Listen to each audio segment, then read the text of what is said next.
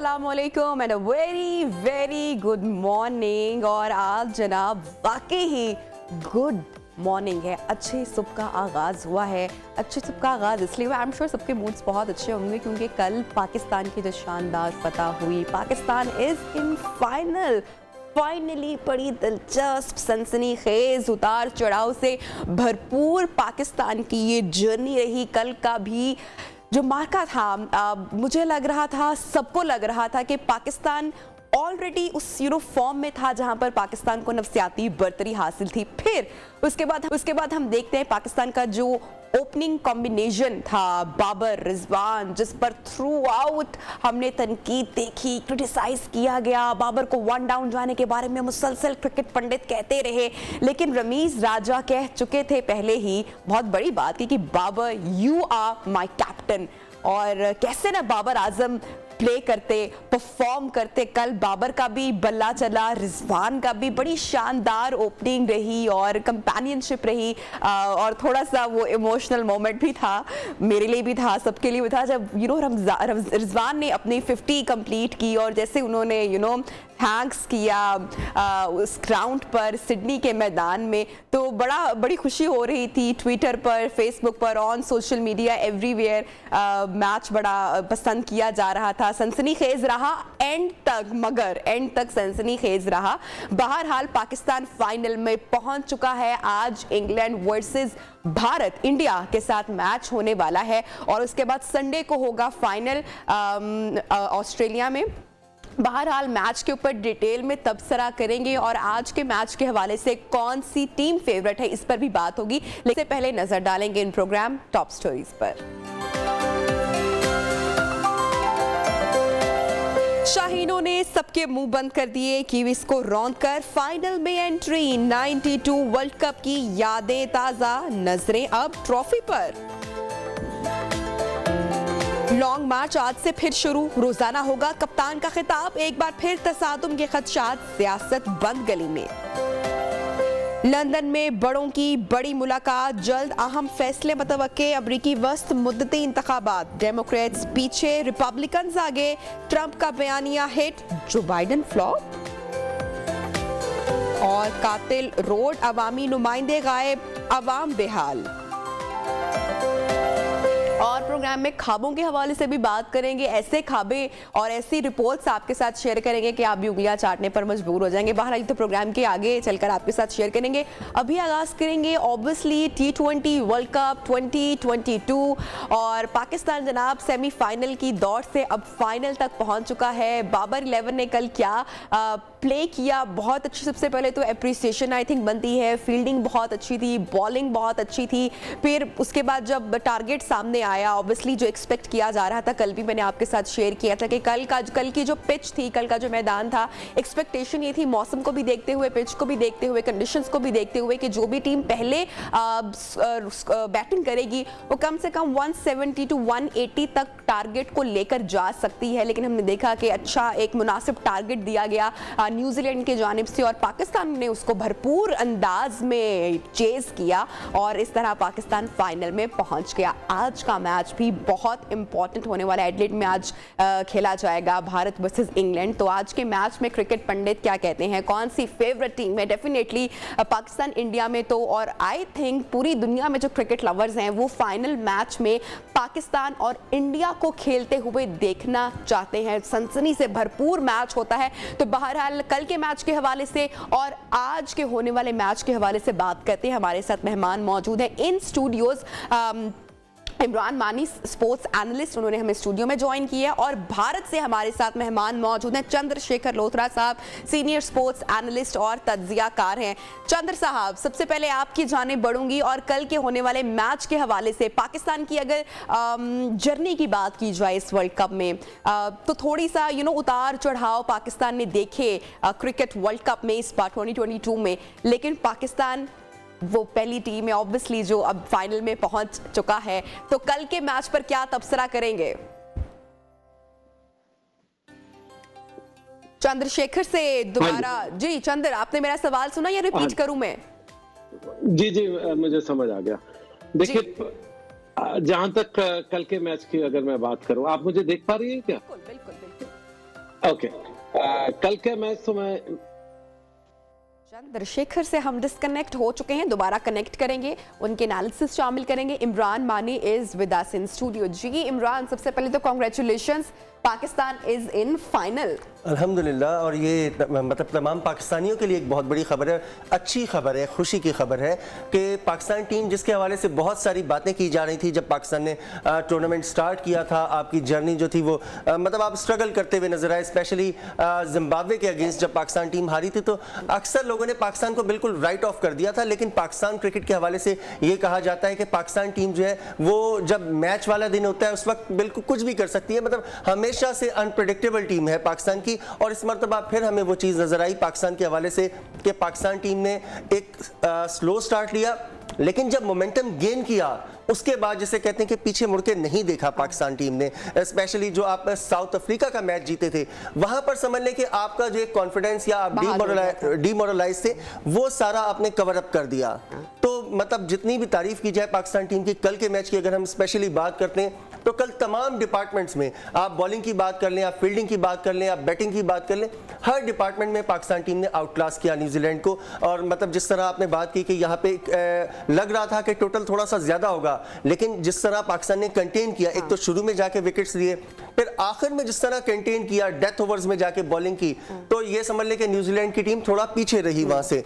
फिर उसके बाद बैटिंग में जो सारे शिकवे थे, सारी शिकायतें थी, वो दूर हो गई। कल बाबर आजम रिजवान के हवाले से बड़ी बात हो रही थी। ओह गॉड यस, और बहुत सारी बातें हैं बहरहाल मैच के हवाले से और आने वाले मैचेस के हवाले से। Chandrashekhar is with us once again. Chandra, आप मुझे सुन पा रहे हैं? जी जी। तो चंद्र, पलट झपट पलट कर शाहीन फाइनली फाइनल तक पहुंच गए। जब पाकिस्तान शुरू में इंडिया से मैच हारा था और जब फिर उसके बाद पाकिस्तान की पूरी जर्नी रही, लगा था ऐसा कि पाकिस्तान फाइनल तक पहुंच सकता है? देखिए, आपने जब 92 की बात की तो मुझे याद है हम यूनिवर्सिटी में हुआ करते थे जर्नलिज्म का कोर्स ही कर रहे थे उस दौरान में। तो बिल्कुल जिसे कहते हैं सोचा भी नहीं था सपने में कि पाकिस्तान वापस आएगा। लेकिन तब एक जो कहते हैं एक सरप्राइजिंग फैक्टर या जिसे कहे एक लीडर था आपके पास, इमरान खान। मुझे कल सिर्फ एक ही प्रॉब्लम थी कि मुझे लग रहा था इमरान की तरह कोई फील्ड में नहीं है, लेकिन आपके पास जिस तरह से शाहीन अफरीदी जो बॉल करते हैं, मुझे लगता है पहले ओवर में ही आपको मैच में ले आए थे वो वापस। उन्होंने जिस तरह का आगाज किया उसके बाद आपके हारने का कोई चांस नहीं था। और जिस दिन आपका कप्तान रन करता है उस दिन तो माशाअल्लाह मुझे लगता है आप वर्ल्ड चैंपियन भी बन सकते हैं। तो आपकी टीम की जो सबसे खासियत और सबसे खराब चीज है वो आपके कप्तान है। अगर आपके कप्तान रन कर रहे हैं तो आप किसी को भी हरा देंगे, और अगर आपके कप्तान अच्छा नहीं कर रहे तो मुझे लगता है जैसे लास्ट टाइम आपने इंडिया को रिस्ट्रिक्ट भी किया उसके बाद भी चेज नहीं कर पाए। तो बाबर का क्रीज पर रहना बहुत जरूरी है और उनका रन्स देना बहुत जरूरी है बाकी खिलाड़ियों के लिए, आप ये कह रहे हैं। चलिए इस पर तो हम मजीद बात करें कि भी आज भारत का इंग्लैंड से टाकरा है, सेमीफाइनल की दौड़ है, जो जीतेगा वही फाइनल तक रसाई हासिल कर सकेगा। ऑब्वियसली आपकी फेवरेट टीम भारत होगी। क्या स्ट्रेंथ्स हैं, क्या वीकनेस है और किसको देख रहे हैं आप फाइनल में? देखिए, इंडिया की बैटिंग बहुत अच्छी चल रही है, हम अच्छा खेल रहे हैं, और सबसे बड़ी चीज सूर्य कुमार यादव जो इंडियन माइक हसी हैं, लेट खेलना शुरू हुए लेकिन उसका इतने रन बना रहे हैं क्योंकि टाइम उनके पास कम है कैरियर में। तो उस तरह से मुझे लगता है कि सूर्य कुमार बहुत अच्छा है। थोड़ी सी जो प्रॉब्लम है इंजरी की, अगर रोहित शर्मा के साथ अगर पूरा खुलकर नहीं खेल पा रहे हैं और थोड़ा सा अगर बाजू में जो उनके बॉल लगी है अगर वो तंग करती है तो थोड़ा मुश्किल हो सकती है। लेकिन ओवरऑल टीम बहुत बैलेंस्ड है, अच्छा खेल रहे हैं। 4 मैचेस हम जीते हैं जो और कोई टीम इस पूरे वर्ल्ड कप में नहीं जीत पाई है। लेकिन जो एक सबसे बड़ा मुद्दा जो मुझे नजर आता है, हमारी टीम का पिछले 2.5 साल में या 3 साल में सबसे बड़ा मैच विनर था Rishabh Pant, wicket keeper batsman. Australia हम 2 बार गए, 2 बार वो मैच विनर रहे। और खासकर अगर आपको गाबा का मैच याद हो, जो लास्ट का मैच था, जो टेस्ट मैच की मैं बात कर रहा, उसमें 100 रन करके उन्होंने जो जिताया था, उसके बाद उनको बाहर बिठाना, और एक कप्तान की अपनी चॉइस होती है मैंने कई लोगों से बात की, कहते हैं कि रोहित शर्मा की फर्स्ट चॉइस है दिनेश कार्तिक। 37 साल के रोहित शर्मा के साथ कैरियर शुरू किया था, तो एक अपनी दोस्ती यारी हो सकती है, लेकिन मुझे नहीं लगता कि मैच विनर दिनेश कार्तिक कभी भी इंडिया के लिए रहे हैं। हमारे मैच विनर शेखर, जब भी यू नो मैचेस अभी जिस तरह से पाकिस्तान की जो एक जर्नी रही इस वर्ल्ड कप 2022 में, तो उसको कंपेयर किया जा रहा है मुसलसल 1992 के वर्ल्ड कप और बहुत सारी सिमिलैरिटीज निकाली जा रही हैं। अच्छा, इसी तरह मैं आज के मैच के हवाले से भी एक रिपोर्ट पढ़ रही थी और उसमें कहा गया है कि इस मैच में जो भी टीम पहले टॉस जीतती है, 11 मैचेस की T20 वर्ल्ड कप्स की हिस्ट्री रही है, वो मैच हार जाती है। और आई मीन मिथ्स है और फैक्ट्स कुछ और होते हैं। तो आज आपका क्या मानना है कि जो टीम पहले टॉस जीतेगी, या इट डिपेंड्स ऑन परफॉर्मेंस? देखिए, टॉस का मुझे ज्यादा फैक्टर नहीं लगता। हाँ, आप टॉस जीत करके चेस कर रहे हैं तो फैक्टर नहीं है। आप टॉस जीत करके पहले रन सेट कर रहे हैं तो मुश्किल हो सकती है, फिर वो आपके जो 11 मैचेस वाली बात है वो हो सकता है। लेकिन इंडिया की ऐसी टीम है, और मैं कहूंगा इंग्लैंड भी यही करना चाहेगी, दोनों चेस करना पसंद करेंगे। दोनों का बॉलिंग अटैक में अगर मैं कंपैरिजन करूं तो मुझे लगता है इंडिया का बॉलिंग अटैक बेटर है। हम अच्छा बॉलिंग कर रहे हैं और पूरे टूर्नामेंट में हमने दिखाया कि शमी हो या करना फेवर में रहेगा या बॉलिंग करना एक्सपेक्टेड, कितना टारगेट आप देख रहे हैं आज के मैच में जो टीम पहले बैट करेगी? देखिए, एडिलेड छोटा ग्राउंड है, खासकर स्केयर में और अपना जो गली की जो पॉइंट की तरफ है, ये स्केयरिश बाउंड्री जो है जो थोड़ी कम है। यहाँ पर रन 150, कल वाला सिस्टम में चलेगा 150-60 के बीच में, यहाँ पर 170 के से प्लस रन रहेंगे तो आपको बेटर रहेगा, क्योंकि दोनों तरफ के ऐसे बैट्समैन हैं जो स्केरिश खेल सकते हैं। सूर्य कुमार को आपने लास्ट टाइम में देखा, AB डिविलियर्स भी घबरा गए हैं, वो कह रहे हैं कि क्या कमाल खेलते हैं, कि मेरी तरह 360 डिग्री पर एंगल पर ये रन कर रहे हैं। तो ऐसे में मुझे लगता है, और अगर फिर से मैंने कहा ऋषभ पंत को खिलाते हैं तो वो मास्टर है स्केरिश खेलने के, वो हॉरिजॉन्टल स्ट्रोक्स बहुत अच्छा खेलते हैं। तो ऐसे में आपको 175 प्लस जो रन है वो ही सेफ नहीं होगा, लेकिन वो कंपीटिंग टोटल होगा। ग्रेट। मानी साहब, अब मैच की आज की बात करते हैं, फेवरेट टीम आपकी कौन सी है? ऑब्वियसली इंडिया को बिल्कुल, क्योंकि देखना चाहते हैं इंडिया पाकिस्तान को। बिल्कुल इंडिया को देखना चाहेंगे, क्योंकि आपको पता है कि पाकिस्तान इंडिया क्रिकेट का मतलब एक तो सबसे बड़ा इवेंट, फिर सबसे बड़े मतलब क्रिकेटिंग राइवल्स जो हैं उनका फाइनल होना, तो एक बहुत बड़ा मैच होगा और ऐसे मौके कभी कभार ही आते हैं। अच्छा, जैसे कि हम पाकिस्तान और न्यूजीलैंड के बारे में बहुत सारी प्रेडिक्शन सामने आई थी और पहले से कहा गया, आई डोंट नो कि कैसे मतलब कि बहुत सारी रिपोर्ट सामने आई, खबरें सामने आई या मोहब्बत सामने आई, क्या कह सकते हैं, कि बाबर का बल्ला चलेगा ही चलेगा और रन उगलेगा और पाकिस्तान को तो नफसियाती जीत है और पाकिस्तान तो आज का मैच जीतेगा ही जीतेगा। इसी तरह अगर हम आज के मैच की बात करें तो आज नफसियाती बर्तरी किस टीम को हासिल है? दोनों टीम्स जो है वो बैटिंग, विराट भी हम देख रहे हैं जो भारतीय बल्लेबाज हैं, दे आर इन फॉर्म, अच्छी परफॉर्मेंस है। दूसरी तरफ इंग्लैंड भी क्वालिफाई करके यहाँ तक पहुंची है। तो अगर हम स्ट्रेंथ की बात करें तो कौन सी टीम किस पर भारी हो सकती है? देखिए, स्ट्रेंथ की अगर आप बात कर रहे हैं तो इस वक्त इंडिया की स्ट्रेंथ बेहतर नजर आ रही है, खास तौर पे इंडिया की बैटिंग की, जिस तरह शेखर ने बात की कि नो डाउट के इंडिया के आप देखें सूर्य कुमार यादव अच्छी फॉर्म में है, विराट कोहली अच्छी फॉर्म में है, फिर उनका राहुल भी रन्स कर रहे हैं, रोहित ने भी एक इनिंग खेली। ऑन द अदर हैंड अगर आप इंग्लैंड की बैटिंग देखते हैं तो इंग्लैंड के जो टॉप बैटर्स हैं वो स्ट्रगल कर रहे हैं। बटलर अभी तक पूरी शेप में हमें नजर नहीं आए और उसके अलावा भी जो दीगर बैट्समैन है वो भी उस तरह परफॉर्म नहीं कर पा रहे। फिर इंडिया का सिर्फ जो इस वक्त एक थोड़ा सा जो कंसर्न आ रहा है वो इंडिया का जो पावर प्ले का इशू आ रहा है, पावर प्ले में थोड़ा सा इंडियन बैटर्स जो है वो स्ट्रगल करते हुए नजर आ रहे हैं। की तरह चल गए तो फिर थोड़ी सी कठिनाई हो सकती है। हाँ बिल्कुल, और एक जो समझ नहीं आ रहा, पांड्या की फॉर्म जो है बैटिंग में, पांड्या की फॉर्म उस तरह नजर नहीं आई, वरना पांड्या जो है T20 क्रिकेट में एक डेंजरस बैट्समैन समझे जाते हैं कि जो सिंगल हैंडेडली मैच को एक तरफ ले जा सकते हैं, लेकिन यहाँ पांड्या की फॉर्म जो है इंडिया के लिए बड़ा मैटर करती है। चलिए जरा फाइनल की बात करते हैं। मुझे तो पाकिस्तान और इंडिया नजर आ रहा है फाइनल, आई एम श्योर आपको भी आ रहा होगा। विनिंग प्लेयर कौन सा हो सकता है इन टीम पाकिस्तान? इमरान, ये मैं आपसे पूछूंगी, लेकिन यही सवाल से पहले मैं चंद्र साहब से पूछना चाहूंगी। चंद्र साहब, चले मान लिया आज इंडिया बेस्ट विशेस भी है भारतीय टीम के लिए, फाइनल में कौन सा खिलाड़ी आपको लग रहा है इंडियन टीम में जो कि मैच जितवा सकता है? देखिए, दो प्लेयर्स मुझे खास कर लगते हैं। अगर मैं पाकिस्तान की टीम की बात करूं, नो डाउट आपका बॉलिंग अटैक हमसे बेटर है और पूरी दुनिया में सबसे अच्छा। तो पहली बार अगर उसको पहले नेगोशिएट करना है, हमारे पास बैटिंग स्ट्रेंथ आपसे बेटर है, तो अगर इस कंपैरिजन में कहें तो इंडिया की बैटिंग और पाकिस्तान की बॉलिंग दोनों अच्छी है। तो अब प्रॉब्लम क्या है, जो कौन सी टीम जीतेगी? टीम वो जीतेगी जो कि अगर पहले इंडिया खेल रहा है तो बड़ा स्कोर लगाना पड़ेगा, करीब 175 100, क्योंकि वो एमसीजी में मैच होगा, वहां पर 170-75 रन भी करने मुश्किल हो जाते हैं। वहां की थोड़ी विकेट भी जो कहते हैं बाउंस, थोड़ा सा स्पॉन्जी बाउंस होता है।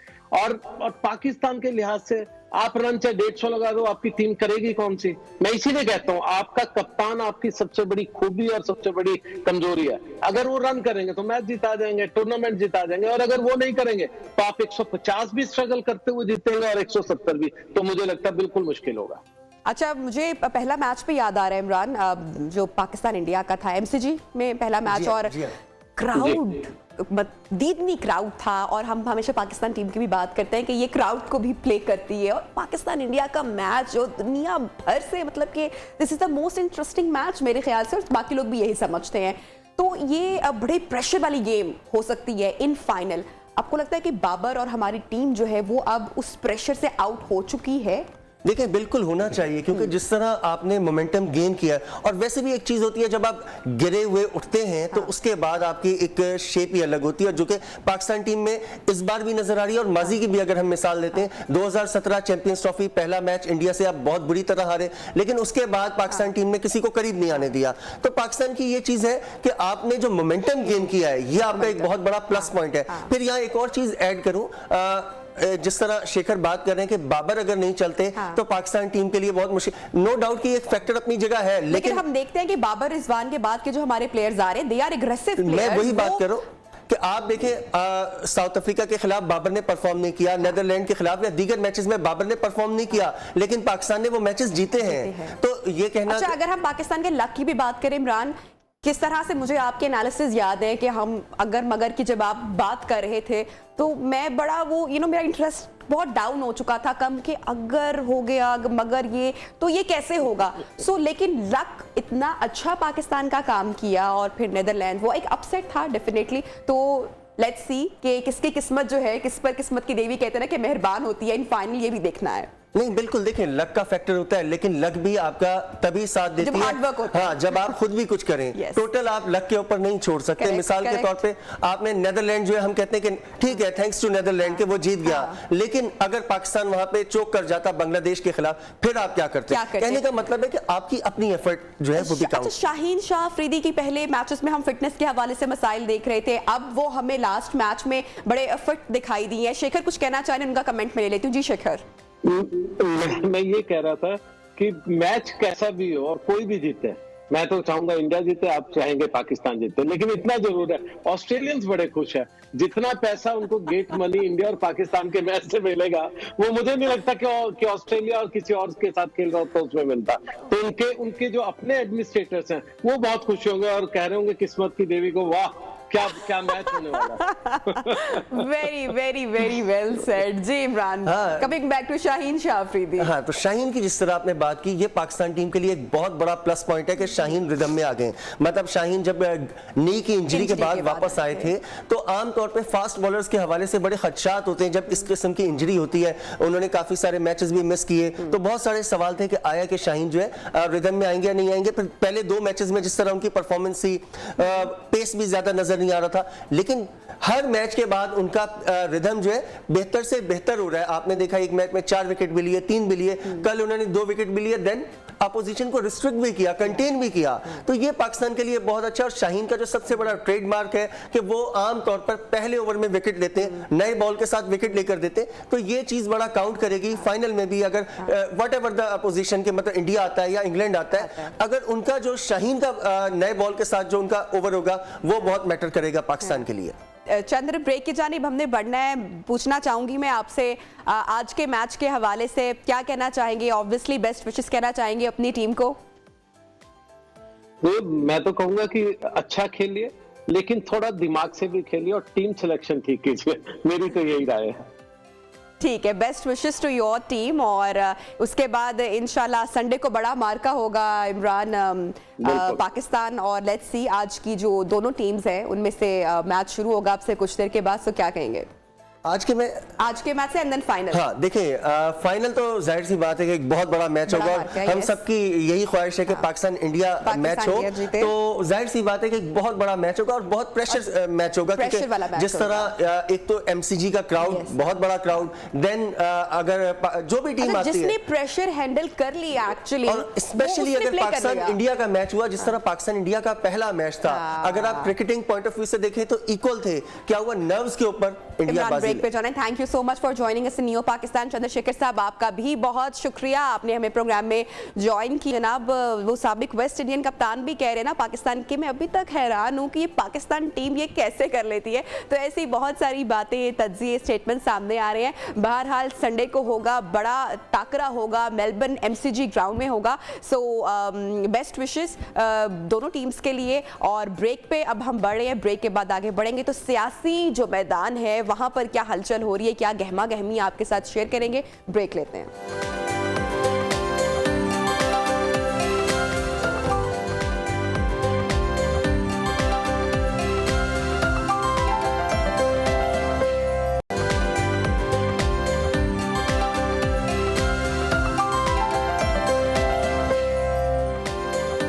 Welcome back and good morning once again in Neo Pakistan. और अब कुछ बात करेंगे मुल्की सूरत हाल की, मुल्की सियासत की बात करेंगे, पाकिस्तान तहरीक इंसाफ के मार्च की बात करेंगे जो कि उसमें तातुल रहा, हमने देखा कुछ दिन, और अब उसका दोबारा आगाज़ होने जा रहा है। आगाज़ ये वहीं से होगा जहां पर इस लॉन्ग मार्च में ब्रेक लगी थी। इमरान खान साहब इनिशियली इस मार्च को लीड नहीं करेंगे, शाह महमूद कुरैशी साहब, असद उमर इस लॉन्ग मार्च को लीड करेंगे। कहा यह जा रहा है कि नवंबर के आखिरी तीसरे हफ्ते में खान साहब पहुंचेंगे और फिर इस लॉन्ग मार्च को लीड करेंगे। अच्छा, अब इसमें बहुत सारे सवालात भी पैदा हो रहे हैं कि खान साहब की गैर मौजूदगी में ये मार्च कितना कामयाब रहेगा। यही सवाल हम सामने रखेंगे। हमारे मेहमान इस वक्त गेस्ट हमें ज्वाइन किया है नज़ीर लगारी साहब, सीनियर तज्जियाकार एनालिस्ट सहाफ़ी हमारे साथ मौजूद हैं। लगारी साहब, बहुत शुक्रिया, आपने वक्त निकाला। यही सवाल आपके सामने रखना चाहूँगी। खान साहब भी मरकज़ो महवर हैं, अपनी जमात का लीडर, सपोर्टर्स हैं, खान साहब के सारे सपोर्टर्स हैं जो उनके लिए निकलते हैं। खान साहब की गैर मौजूदगी में ये लॉन्ग मार्च आप कामयाब देख रहे हैं? पहले ऐसा नहीं हुआ है कि इस्टेब्लिशमेंट की मर्जी के बगैर कोई इस तरह की एक्टिविटी जो है उसको पब्लिक की तरफ से बहुत ज़्यादा रिस्पांस किया गया हो। चूंकि स्ट्रीट पावर जो है वो हमेशा इस्टेब्लिशमेंट ने अपने पास रखी है और उनकी अपनी तंजीमें होती हैं, उन्होंने अपने पॉलिटिकल काश्तकारी की हुई होती है और उसके ज़रिए उसको कामयाब कराती हैं। अच्छा, ये क्या ऐसा हो सकता है? मैं उसकी मिसाल दे सकता हूँ कि पीएनए की मूवमेंट को बहुत ज़्यादा पुरतशद्दुद भी बनाया गया था और बहुत ज़्यादा उसको मकबूल भी बनाया गया था, और उसके अंदर आलमी इस्टेब्लिशमेंट भी शामिल थी और मकामी इस्टेब्लिशमेंट शामिल थी, और वो जो आइसोलेटेड थे वो भुट्टो साहब थे या उनकी पार्टी थी, वो आइसोलेटेड थे, उनके खिलाफ मूवमेंट चलाई गई। और मूवमेंट के बाद मालूम हुआ कि इससे तो भुट्टो साहब की मकबूलियत कम नहीं हुई और वो आज तक मौजूद है। तो क्या इमरान खान साहब जो हैं वो मौजूदा एंटी इस्टेब्लिशमेंट स्टांस लेकर इस तरह से कामयाब हो सकते हैं? नंबर 1। नंबर 2 ये कि वो सिर्फ एक तकर्री के मसले पर जा रहे हैं और कोई इशू नहीं है इस वक्त, ना उनके पेश नज़र किसी किस्म का कोई सियासी एजेंडा है, ना सियासी नुकात हैं, ना आवाम की गुर्बत, ना आवाम का अफलास, ना आवाम की परेशानी, ना उनकी मजबूरियां, ना महंगाई, कोई ऐसा इशू नहीं है जिसको वो कर रहे हों। वो सिर्फ ये चाह रहे हैं कि इस वक्त जो है वो जो अहम ओहदे पर तकर्री होनी है वो मेरी मर्जी के मुताबिक हो, और ये बात सब समझ रहे हैं कि वो किन के बारे में चाह रहे हैं। तो मेरा अपनी अगर इस्टेब्लिशमेंट मौजूद है, अगर उसकी अपनी ताकत मौजूद है, मैं नहीं समझता हूँ कि इस्टेब्लिशमेंट की ताकत नहीं होगी।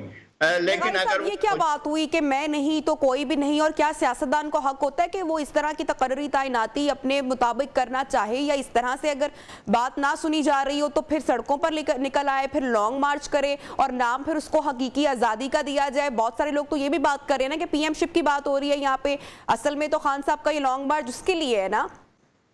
नहीं, मैं ये अर्ज करता हूं कि ये एक बहुत बड़ा आलमी एजेंडा हो सकता है। मैंने बाज सीनियर लोगों से ये बात की थी कि अब टारगेट क्या है।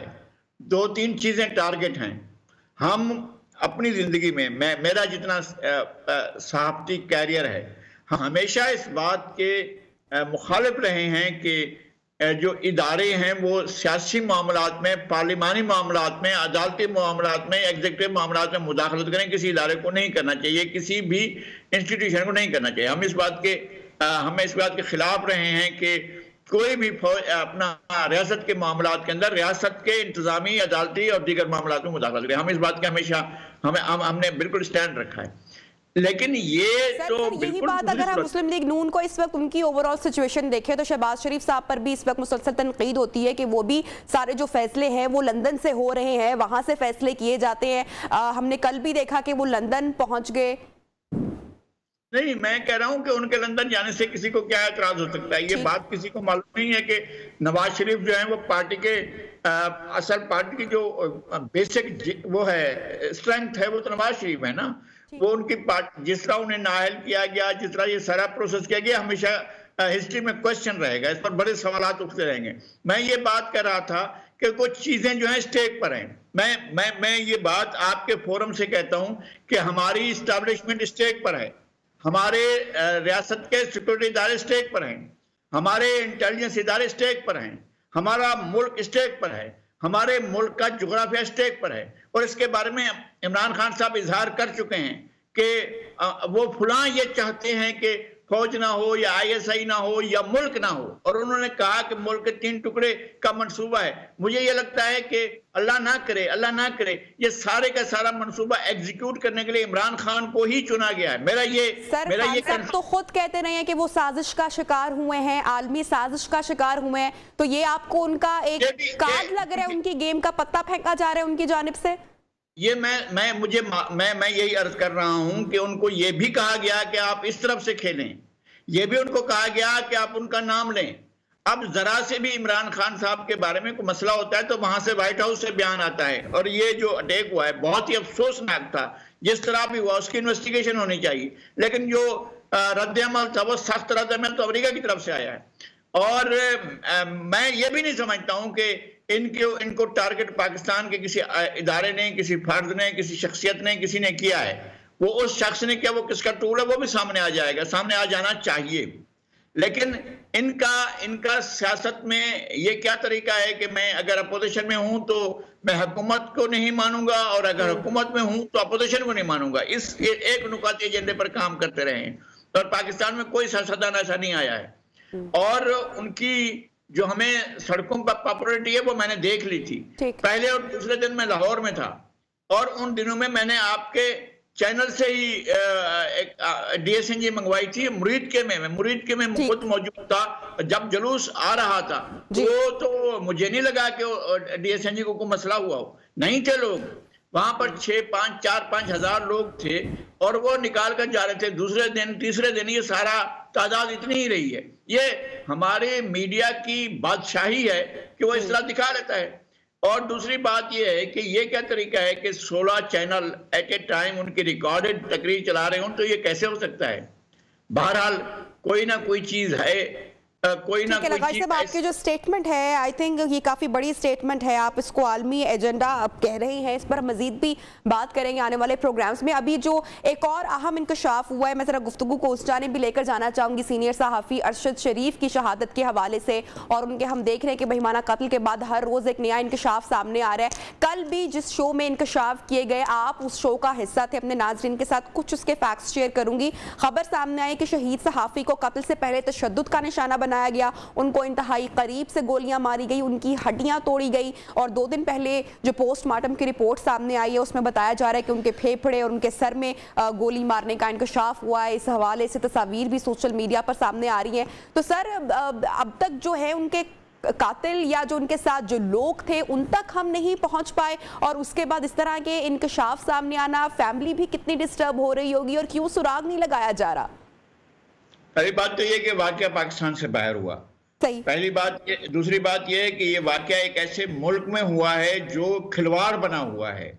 ऐसा नहीं है कि आप समझें कि वहां पर रूल ऑफ लॉ है, या वहां पर कोई इदारे जो हैं वो कानून के मुताबिक काम कर रहे हैं। जब इतना बड़ा वाकया हो रहा है, और हमने देखा है, हमने वो तस्वीर देखी हैं, और मैं ये खबर उस शो में ब्रेक हुई है जिस शो में मैं मौजूद था, तो कामरान शाह साहब ने जब ये ब्रेक किया तो हमारे लिए लर्जा देने वाली बात थी। एक एक चीज मैं समझ नहीं रहा था कि ये क्या हो रहा है। एक हॉरर मूवी की तरह मुझे चीजें सा लग रही थी कि किस तरह से, और फिर दिल को तकलीफ ये होती है कि यार वो तो शख्स हमारे साथ का था, हमारे साथ बैठने उठने वाला था, वो इस तरह बेईमाना, जालिमाना, बेरहमाना तशद्दुद का शिकार हुआ है। ये तशद्दुद हमने मादी यहाँ भी देखा है, कराची में होता रहा है। लोगों को किस तरह से ड्रिल किया जाता था, लोगों के किस तरह से नाखून उखेड़े जाते थे, लोगों को किस तरह से वहशियाना अंदाज में बेरहमी से कत्ल किया जाता था, ये यहाँ पर होता था। और बाद में बहुत सी चीजें हम पर भी खुली हैं, इदारों पर भी खुली हैं, बहुत से और लोगों पर खुली हैं कि ये कैसे इनिशिएट होता है, कहाँ से इनिशिएट होता है। फिर ब्लैक वाटर का जिक्र आया, ब्लैक वाटर को कौन यहाँ पर लाया था, ये बात तो पूछनी चाहिए ना। ब्लैक वाटर को कौन यहाँ पर लाया था, ब्लैक वाटर किसके दौर में यहाँ पर आई, ब्लैक वाटर ने किस तरह काम किया था, किस तरह टाइम बहुत कम रह गए, ब्रेक के जाने पड़ना है। कोई इस मामले के किसी नतीजे पर हम पहुंच सकेंगे, कोई नाम सामने आएगा, इनको, इनकी फैमिली को इंसाफ मिल सकेगा? मेरे ख्याल में हमें तवक्को रखनी चाहिए, लेकिन पाकिस्तान में कुछ भी हो सकता है, पाकिस्तान में ये हो सकता है। मुझे असल मसला ये है कि वो मेरे दोस्त थे, भाई थे, अजीज थे, वो उनकी जान गई है। मैं ये कहता हूं कि ये मुल्क बच जाए। मेरे लिए इस वक्त सबसे बड़ी तशवीश की बात यह है कि मैं मुल्क के जुग्राफिया को खतरे में देख रहा हूं और मैं एक आलमी खेल होता देख रहा हूं जो बहुत से इस तरह के वाकयात। खान साहब ने भी बहरहाल ब्रेक के जाने मुझे बढ़ने, आपका बहुत शुक्रिया कि आपने वक्त निकाला हमारे प्रोग्राम में। नज़ीर लगारी एनालिस्ट, तज्जियाकार हमारे साथ इन कॉन्वर्सेशन थे, और शहीद सहाफ़ी अरशद शरीफ के हवाले से भी जो कल इंकशाफात सामने आए उस हवाले से भी बात कर रहे थे, साथ ही साथ लॉन्ग मार्च के हवाले से भी इसको आलमी एजेंडा वो करार दे रहे हैं। और खान साहब दूसरे जाने पर कह रहे हैं कि वो मजीद कुछ नाम मंजरें आम पर लाएंगे। तो ये जो लॉन्ग मार्च है इसका नतीजा क्या निकलता है ये देखना बाकी है। प्रोग्राम में लेंगे ब्रेक, ब्रेक के बाद आपको ज्वाइन करते, साथ रहिए।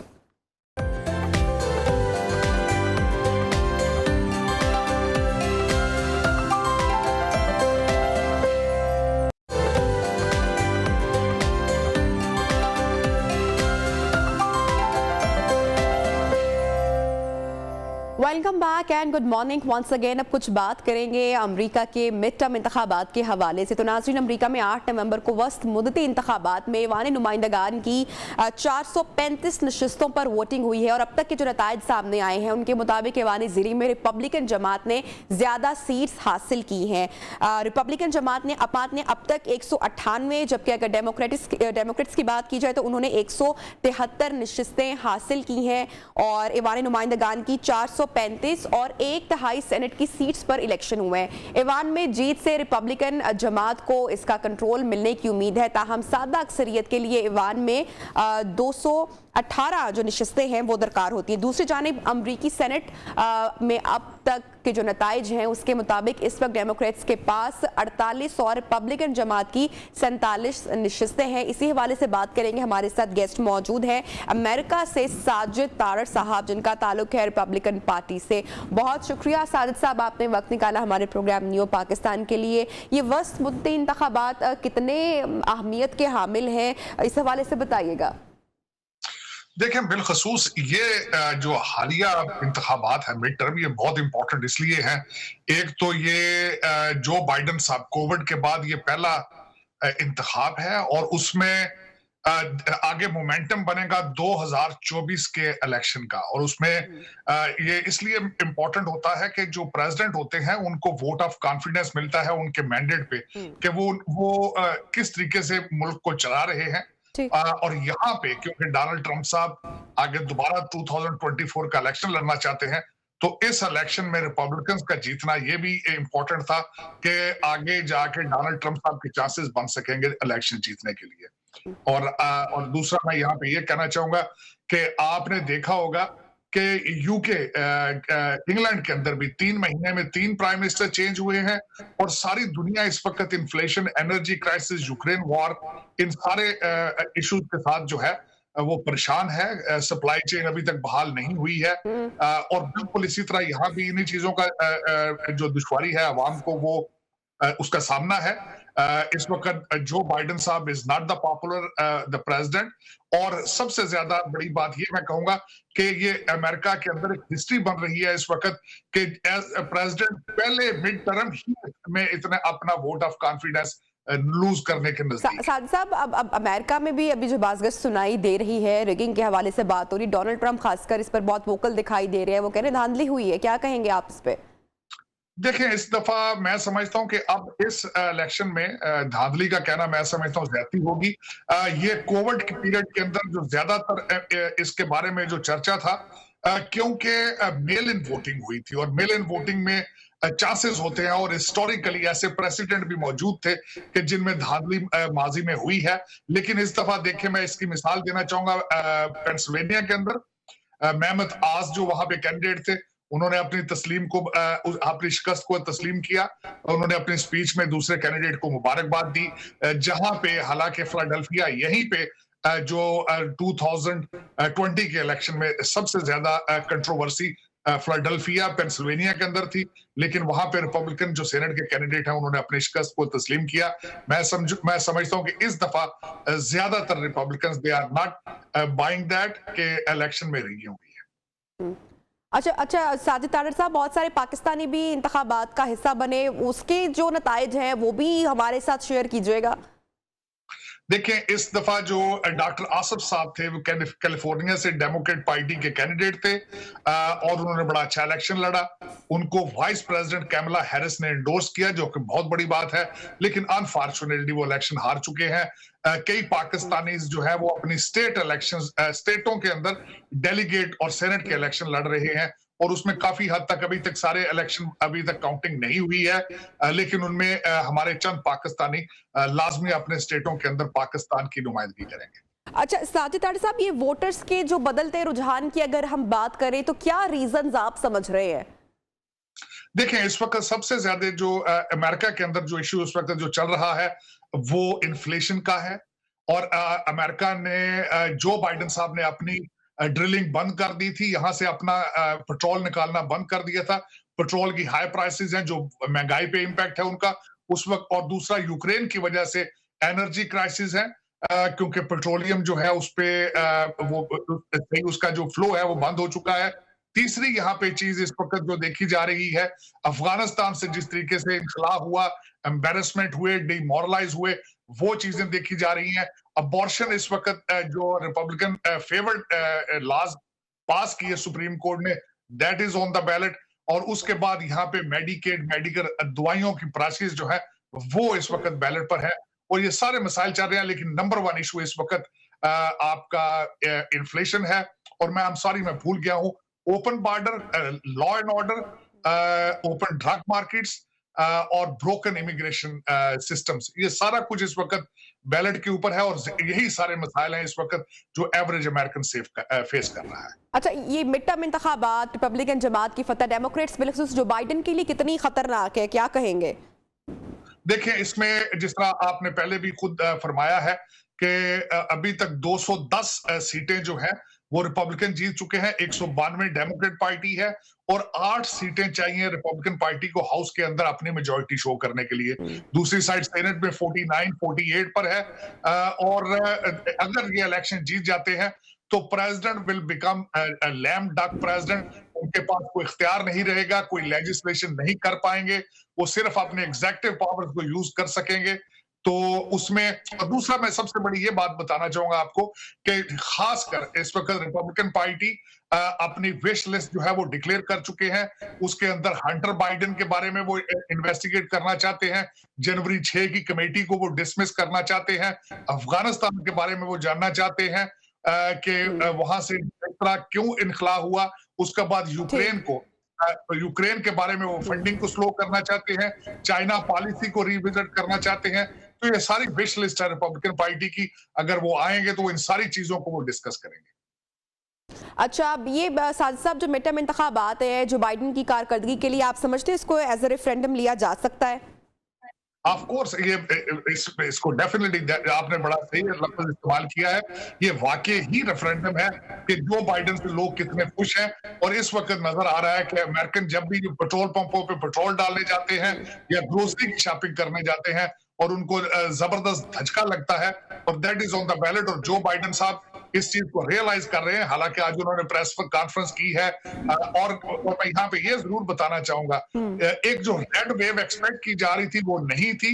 इलेक्शन जीतेंगे रिपब्लिकन, लेकिन जितनी मेजॉरिटी हम सोच रहे थे उतनी मेजॉरिटी नहीं है। इसकी वजह से डेमोक्रेट जो है वो अपने आप को विक्टोरियस समझ रहे हैं। और आज जो बाइडेन साहब ने अपनी प्रेस कॉन्फ्रेंस की थी और उन्होंने कहा था कि मैं अपनी पॉलिसीज को कैरी ऑन करूंगा, लेकिन अगर वो सोचा जाए देखा जाए तो उनके लिए डिफिकल्ट होगा, क्योंकि लोगों ने अपना रिएक्शन दिया है कि इन्फ्लेशन इज नॉट एक्सेप्टेबल, महंगी petrol prices is not acceptable. Taj Tarar साहब, फिर इसका मतलब है यही समझा जाए कि अमरीकी अवाम जल्द ही in near future Donald Trump को एक मर्तबा फिर से अमरीकी सदर के तौर पर देखेंगे? देखा जाए तो Donald Trump is very popular right now. उन्होंने जितने इस इलेक्शन में अपने कैंडिडेट्स को इंडोर्स किया था वो मेजॉरिटी उनमें से जीत चुकी है। 15 नवंबर को प्रेसिडेंट ट्रंप जो है मारा-लागो फ्लोरिडा के अंदर वो सोच रहे हैं अपनी कैंडिडेसी को अनाउंस करें। और मेरे ख्याल में इस वक्त अगर देखा जा रहा है तो लग रहा है यही नजर आ रहा है कि 2024 के जो प्रेसिडेंशियल इलेक्शन में डोनाल्ड ट्रंप सब जीत के आएंगे, अनलेस के 2 साल में कोई ऐसा वाकया हो जाता है। क्योंकि 2 साल अगर देखा जाए तो सियासत में बहुत लंबा पीरियड होता है, कई चीजें सामने आ सकती हैं, कोई कानून बन सकता है, उनके ऊपर कोई चार्जेस आ सकते हैं और कई इस तरह के मसाइल आ सकते हैं। लेकिन अगर देखा जाए तो इस वक्त 2024 में Donald Trump will be the most popular president from Republican party. Okay साज साहब, अच्छा ट्विटर के हवाले से भी जानना चाहूंगी, ट्विटर अकाउंट के हवाले से कोई खबर आपके पास हो, आप शेयर करना चाहे? बहाल हो चुका है, हो रहा है? एलन मस्क ने भी कहा है कि ऑलरेडी इट्स वर्किंग, ये ठीक है, एक ह्यूज फॉलोइंग है, बड़ा नंबर है उनका, तो क्या कहेंगे आप इस पर? देखें, एलन मस्क ने जब से ट्विटर को टेक ओवर किया है उन्होंने इनका अकाउंट रिस्टोर कर दिया है और वो ट्वीट को इस्तेमाल कर रहे हैं। आपको पता ही है कि डोनाल्ड ट्रंप साहब की ह्यूज फॉलोइंग थी इस वक्त ट्विटर की, और वो वापस आ रहे हैं। उन्होंने अपने भी 1-2 चैनल बनाए हैं जो कि चल रहे हैं और लोगों की उनमें रिपब्लिकन पार्टी की तरफ से ज्यादातर जो रिपब्लिकन है they are following him and he is very popular. अगर मैं कई उनकी ट्वीटों से एग्री नहीं करता और कई मेरी तरह रिपब्लिकन या ट्रम्पस्टर ऐसे हैं जो उनकी सारी चीजों के साथ एग्री नहीं करते। I have reservations myself, लेकिन still you know he has a very strong base. जो उनके जो एक यहाँ पे ये बताना चाहूंगा कि डोनाल्ड ट्रंप एक ऐसे प्रेसिडेंट रहे हैं जो उनकी बेस अभी तक उनको फॉलो करती है, चाहे वो जिस तरीके से जो भी उनका माइंडसेट हो। कई ट्वीट्स में वो स्पेलिंग्स की गलती करते हैं, ग्रामर की गलती करते हैं, लेकिन पीपल लव हिज ट्वीट्स। बहुत शुक्रिया साजिद तारड़ साहब ने हमें अमेरिका से ज्वाइन किया और यही कहे कि जो आने वाला वक्त है, जो नियर फ्यूचर है, उसमें अमेरिकी अवाम डोनाल्ड ट्रंप को एक मरतबा फिर से अमेरिकी सदर के तौर पर देख रहे हैं। Let's see. बहरहाल प्रोग्राम में अब आगे बढ़ते हैं और आज के मेहमान सेगमेंट में हम आपके साथ क्या शेयर करना चाह रहे हैं। जी जनाब फलक चौहान पहुंची हैं आज एक अखाड़े में और देखते हैं कि पहलवान बनने के लिए क्या तगो-दो करनी पड़ती है। कहा जाता है जिन्हें लाहौर नहीं देखा और जम्या ही नहीं। जनाब पंजाबी खाबे और मेहमान नवाजी का तो पूरी दुनिया में ही नाम है, लेकिन उसके साथ साथ पंजाबी सकाफत, खेल और उसके मेहमान भी बहुत माने जाते हैं। आप जैसा कि मेरे पीछे भी देख सकते हैं, मैं मौजूद हूँ एक अखाड़े में और यहाँ पे पहलवानों की कसरत भी जारी है। तो जनाब आपकी मुलाकात करवाऊंगी कुछ ऐसे पहलवानों से जो नेशनल और इंटरनेशनल सतह पर अपना नाम, पंजाब और पाकिस्तान का नाम रोशन कर चुके हैं। तो आज हम उनसे बात करेंगे और जानेंगे कि वो कैसे कसरत करते हैं और क्या डाइट इस्तेमाल करते हैं।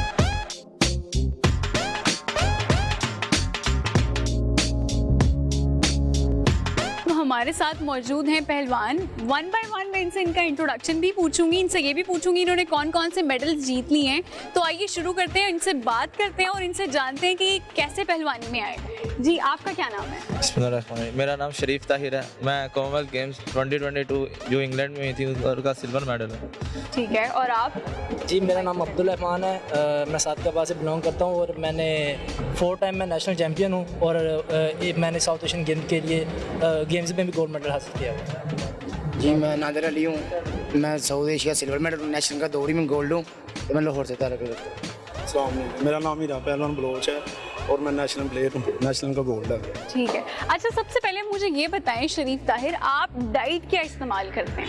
डाइट हम वेट वाइज यूज़ करते हैं, मैनेज वेट करने होते हैं हमने। तो जैसे अगर हम वेट कोई ब्रेक करके अपने वेट कैटेगरी में आ रहे हैं तो उसकी डाइट सेम होती है, हम डाइट फॉलो करते हैं। वाटर का ज़्यादा इस्तेमाल करते हैं और देसी खुराक जैसे बादाम वगैरह जो कि आप देख रहे हैं वो भी इस्तेमाल करते हैं, साथ में देसी खुराक भी इस्तेमाल करते हैं। तो मिट्टी हमारी शान है, तो मिट्टी के ऊपर आप जो मर्ज़ी कर लें, डाइट वगैरह आपको बहुत ख्याल रखना पड़ता है। मैट के ऊपर भी अगर डाइट आपकी ठीक है तो आप परफॉर्मेंस भी आपकी हाई है।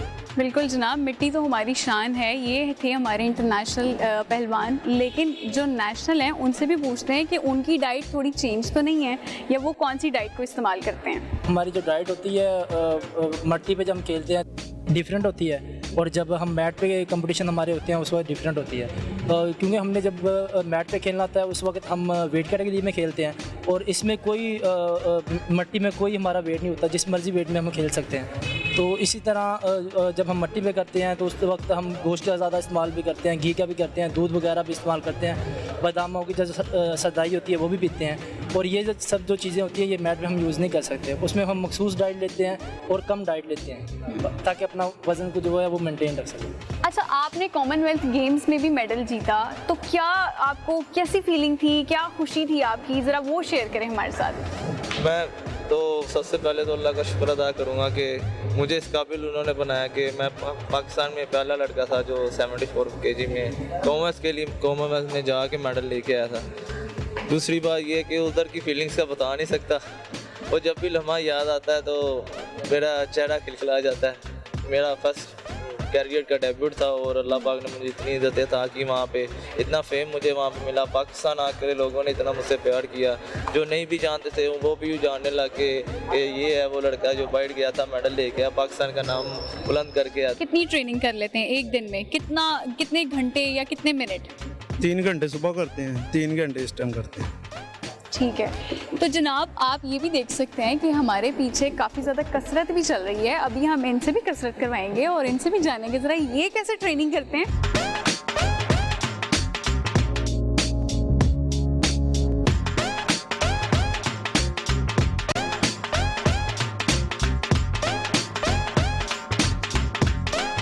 अच्छा, मुझे ये बताएं कि क्या आपको हुकूमत की तरफ से कोई सरपरस्ती हासिल है, कोई फंड्स वगैरह आपको दिए जाते हैं?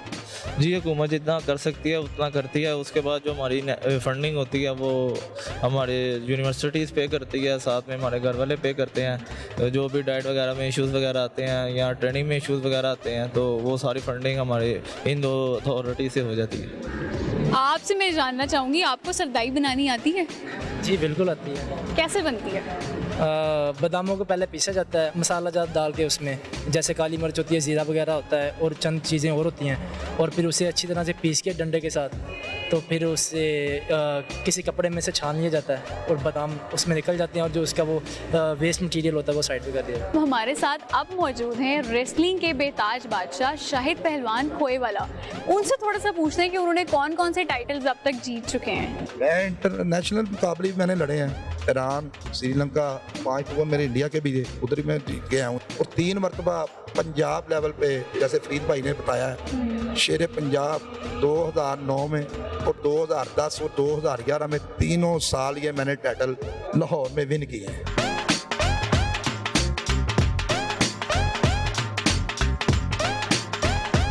अखाड़े आए और ये हमारी मेहमान नवाजी सरदाई से ना करें तो ऐसा हो नहीं सकता।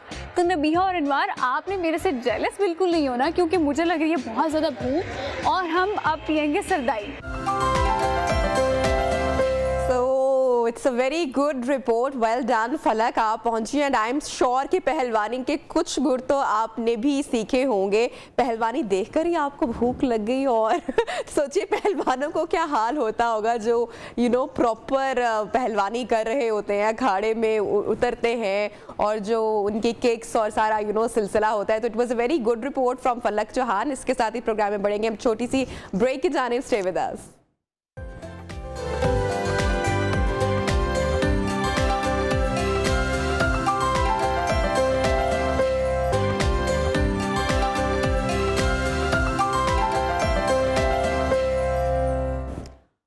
Welcome back in new Pakistan. Pakistan के मुख्तलिफ शहरों में हमारे रिपोर्टर्स जाते हैं, वहाँ के जो मसले मसाइल होते हैं, जो आपके भी मसले मसाइल होते हैं, उनको हम हाईलाइट करने की इन आवर प्रोग्राम कोशिश करते हैं। तो इसी तरह पंजाब के बड़े बड़े सरकारी ऑफिसर्स और अहदेदारों की जो गुजरगाह, ज़िला कसूर की हम बात करें, जिसकी तहसील चूनिया के जो ये इलाका है, जो रोड है, ये अरसा दराज से टूट फूट का शिकार है और इसको कातिल रोड के नाम से जाना जाता है। जाना जाता नहीं, ये जगह अब पहचानी, इसकी पहचान ये बन चुकी है। और इस रोड पर मुतअद्दिद लोग, इससे पहले बहुत सारे एक्सीडेंट्स हो चुके हैं, लोग जान की बाजी हार चुके हैं। कसूर था दीपालपुर रोड, चूनिया था कंगनपुर रोड, जिस पर साबका वजीर दाखिला पंजाब मोहम्मद हाशिम डोगर साहब का भी घर है और साबका पार्लिमानी सेक्रेटरी चौधरी एहसन रजा का भी घर यहाँ पर मौजूद है।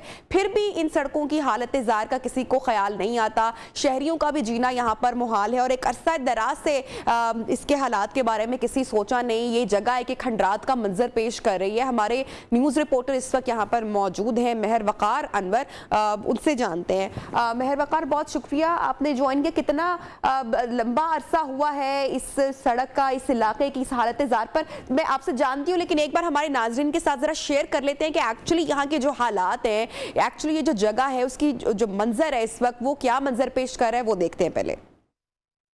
चूनिया मेन रोड है और बहुत ज्यादा टूट फूट का शिकार है। दराज से टूट फूट का शिकार है, जगह जगह खड्डे बने हैं, मुख्तलिफ हादसात होना मामूल बन चुके हैं। मैं खुद एक ड्राइवर हूँ और आए रोज कोई ना कोई मेरी गाड़ी की चीज टूट जाती है। उतने हम कमाते नहीं है जितनी हम अपनी गाड़ी के ऊपर लगा देते हैं। हम डेली की बुनियाद पे लाहौर दूध लेके जाते हैं। इस टूटे हुए रोड की वजह से हमारी नई गाड़ियां थी जो सारी टूट गई हैं। और यहाँ पे इतनी ज़्यादा मिट्टी और डस्ट होने की वजह से लोगों का यहाँ पे सांस लेना भी मुश्किल है।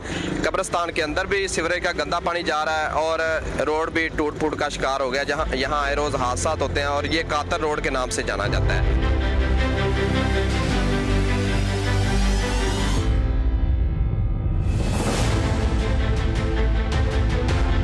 और बच्चों का सुबह स्कूल जाना बहुत ज़्यादा दुश्वारी है। इधर ट्रैफिक जाम हो जाता है रोड टूट फूट की शिकार की वजह से। इस वजह से हुकूमत से अपील है कि ये जल्द से जल्द मुकम्मल किया जाए।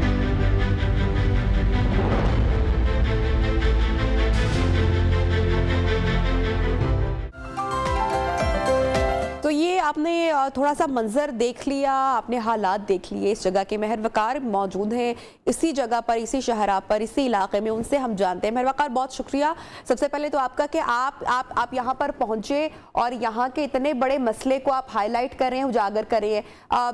कितने अरसे से इस जगह का ये हाल है, कोई पुरसाने हाल नहीं है और ये मंजर इस कदर खौफनाक है? इतने एक्सीडेंट्स इससे पहले यहाँ पर रिपोर्ट हो चुके हैं, क्या वजूहात हैं? आज देखें, ये जो रोड है अरसा 20 साल से टूट फूट का शिकार है। यहाँ पर जो मुतअद्दिद लोग हैं वो जान की बाजियां हार चुके हैं और यहाँ पर आए रोज हादसात होना भी मामूल बन चुके हैं। उसके बावजूद भी इन रोडों की सुनवाई नहीं हो सकी और इसके साथ ही साथ इस मेन रोड जो चूनिया से कंगनपुर को मिलाने वाला रोड है, इसके ऊपर ही साबका वजीर दाखिला और मौजूदा आप पाशी मोहम्मद हाशिम डोगर का घर है। इसी तरह जो कसूर से दीपालपुर रोड को मिलाने वाला रास्ता है, उसके ऊपर सेंट्रल पंजाब सदर लाहौर डिवीजन डॉक्टर अजीमुद्दीन जाहिद लखवी का डेरा है और साथ ही साथ यहाँ पर साबका पार्लिमानी सेक्रेटरी चौधरी एहसन रजा खान का भी घर इसी रोड पे है।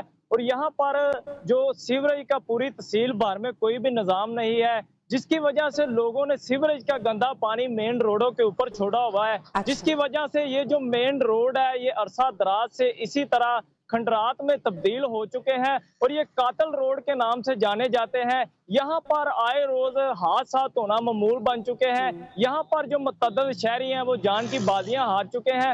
और साथ ही साथ ये कितनी तवील पट्टी है, कितनी बड़ी सड़क है ये, और कितना वक्त लगता है एक्चुअली? सफर कितने देर का है और कितना वक्त इस पर लग जाता है?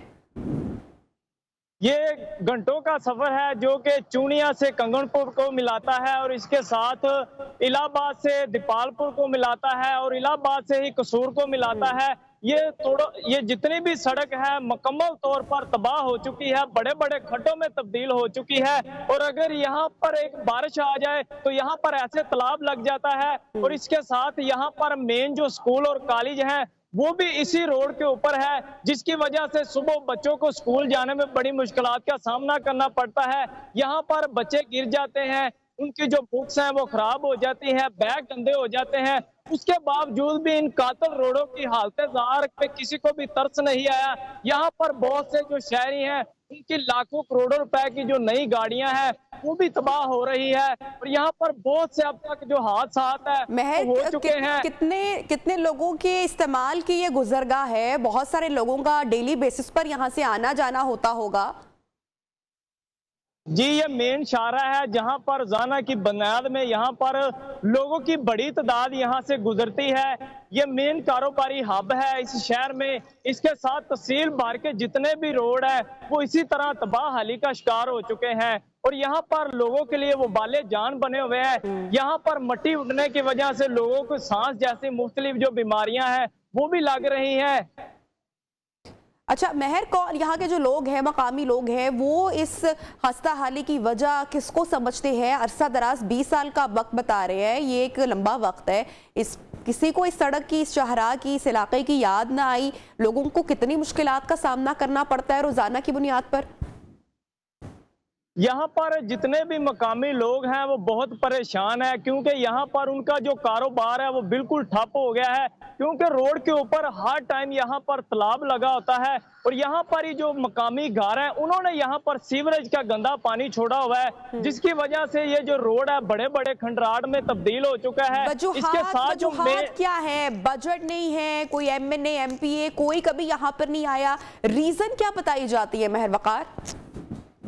यहाँ पर बजट भी आते हैं और वो जो MP MNA आते हैं वो सिर्फ लोगों को कह के चले जाते हैं और जितने बजट आते हैं वो खा लिए जाते हैं और इसके साथ जो मेन कदीमी कब्रिस्तान है वो भी इसी रोड के ऊपर है। यहाँ पर जो जनाजा है वो भी इसी गंदे पानी से लेके गुजरा जाता है।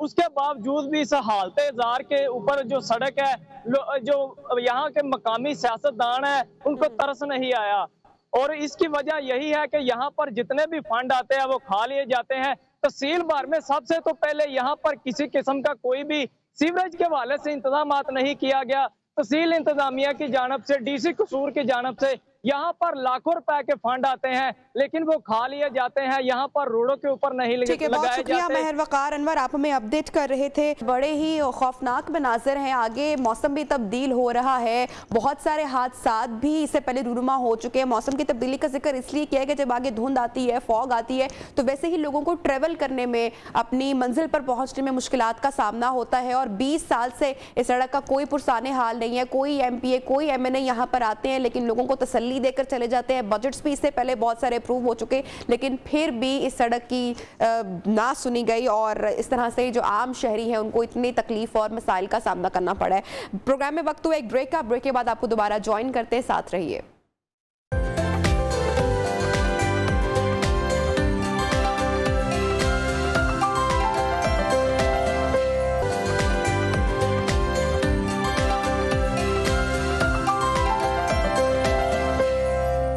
Welcome back in Neo Pakistan. और अभी हम जब शादियों में हमारा आना जाना होता है नाजरीन, तो तमाम लोगों को अभी नहीं वैसे हमेशा से मेरे ख्याल से खाना खुलने का इंतज़ार होता है। और एक शादी में, जब पुराने वक्तों में शादियाँ होती थी तो एक आवाज़ सुनाई देती थी कि रोटी खुल गई है, और रोटी खुल गई है का साउंड जैसे ही पहुंचता था इन हॉल सब लोग बिखर जाते थे यहाँ वहाँ। तो अब तो खैर चाइनीज़ डिशेस भी होती हैं, डिफरेंट तरह के पकवान खाने होते हैं आपकी शादियों में। लेकिन लाहौर के एक नाजरीन, हम एक ऐसी जगह पर आपको लेके जा रहे हैं जहाँ पर पुराने जो शादियों के खाने हैं और हर तरह की डिश यहाँ पर मौजूद है। और क्या क्या मौजूद है यहाँ पर ज़रा आप भी देखिए और मैं भी एक नज़र डालती हूँ।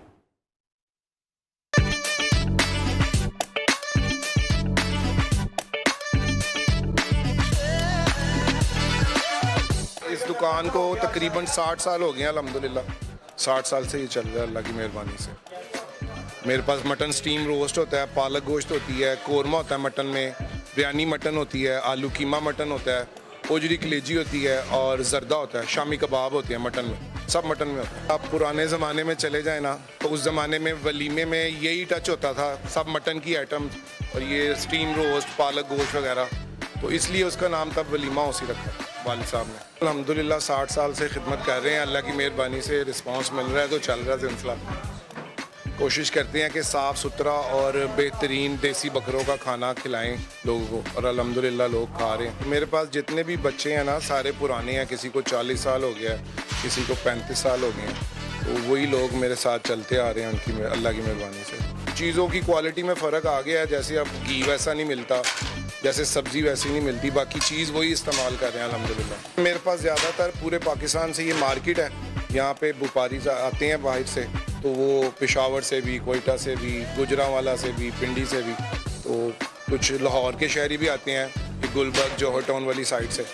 तो इस तरह पूरे पाकिस्तान से सिलसिला चल रहा है अल्हम्दुलिल्लाह। देसी घी में तैयार करते हैं। ये देखें जी, ये पीस है इनके, मैं कहता हूँ कमाल बने होते हैं। खाना बहुत ज़बरदस्त है और हम हफ्ते के बाद आते हैं खाने के लिए स्पेशल। इनका सबसे मज़ेदार जो है इनका होता है स्टीम रोस्ट है, सबसे बेहतरीन है। माशाल्लाह बहुत अच्छा खाना है, इसमें टेस्ट ही बहुत अच्छा है इनका, मेहनत की हुई है उन्होंने, 20 साल हो गए आ रहे हैं यहाँ।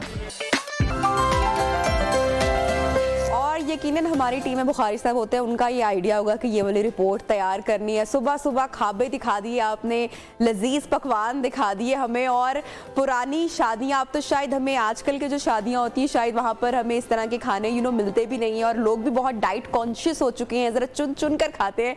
मगर बहरहाल ये रिपोर्ट, ये पैकेज बड़ा मज़े का था, इंटरेस्टिंग था, और वाकई मुझे मेरे बचपन की अटेंड की हुई शादियाँ याद आ गई, जहाँ पर हर चीज़ ज़्यादा सारे तेल में और हर चीज़ मटन में बनी हुई दिखाई देती थी। लेकिन अब तो जनाब वन डिश का कॉन्सेप्ट है जो कि बहुत अच्छा है, मेरे ख्याल से ज़रा खर्चा और ज़रा बर्डन बोझ भी ज़रा पेरेंट्स पर कम पड़ता है। बहरहाल ये तो हमने रिपोर्ट आपके साथ शेयर की थी शादी के खानों के पकवान और जो होटल जहाँ पर दस्तयाब है वहाँ पे सारी चीज़ें मिलती हैं। अब मैं एक और वीडियो आपके साथ शेयर करने वाली हूँ, ये भी आज की वायरल वीडियो है, और यहाँ पर भी जो बाराती हैं, जैसे ही आवाज़ आई ना कि जनाब खाना खोल दो, तो लोग खाने में मस्त हो गए। लेकिन उसके साथ ही साथ यहाँ पर किसी बच्चे ने या किसी बाराती ने या ना जाने किसने शरारत की, और शहद की मक्खियों का जो झुंड या जो छत्ता लगा होता है अक्सर दरख्तों पे, इस तरह के हम देख रहे हैं जगह भी इस तरह की कि यहाँ पे काफ़ी सारी शहद की मक्खियों का झुंड होगा, तो वो बच्चे ने शरारत की या बड़े ने शरारत की, किसने तकरीबकारी की, उस तक तो हम पहुंच नहीं सके। बहरहाल उस पर पत्थर दे मारा, और जैसे ही पत्थर दे मारा तो बस जनाब हुआ क्या कि शहद की मक्खियों ने इसका बदला तमाम बारातियों से लिया। दूल्हे के पास भी पहुंची, बारातियों के पास भी पहुंची, और यूं 150 जो बाराती थे वो अस्पताल उनको जाना पड़ा, हॉस्पिटल वो बेचारे पहुंचे। खाना भी वहीं का वहीं रह गया, बारात भी बेचारी वहीं की वहीं रुक गई, और इतना काटा इनको दूल्हे समेत। बेचारे दूल्हे की तो मैं कहती हूँ कि पनौती ही हुई है सारी, या क्या हुआ, उस बेचारे को भी शहद की मक्खियों ने इतना काटा कि उसको भी हॉस्पिटल जाना पड़ा। और आप देखें कि सब लोग बेचारे अपने आप को बचाने की कोशिश कर रहे हैं। आई एम श्योर बहुत बड़ी तादाद में शहद की मक्खियों का ये झुंड होगा, बहुत बड़ी तादाद में होंगी। जो 150 बारात इससे ज़्यादा भी थी, लेकिन 150 इन शहद की मक्खियों की जद में आए, और उसके बाद फिर आपको पता है क्या होता है, तो यहाँ काटा वहाँ काटा, और फिर एंड पर जाके ही कुछ इनको आराम आया। तो ये तो जनाब आज की थी वायरल वीडियो आपके साथ शेयर की। कल होगी इंशाल्लाह मुलाकात आपसे प्रोग्राम में, तब तक अपना बहुत सारा ख्याल रखिए। लेट्स सी आज का मैच कौन जीता है और फाइनल में कौन पहुंचेगा पाकिस्तान के साथ। अपना बहुत सारा ख्याल रखिए। अल्लाह हाफिज।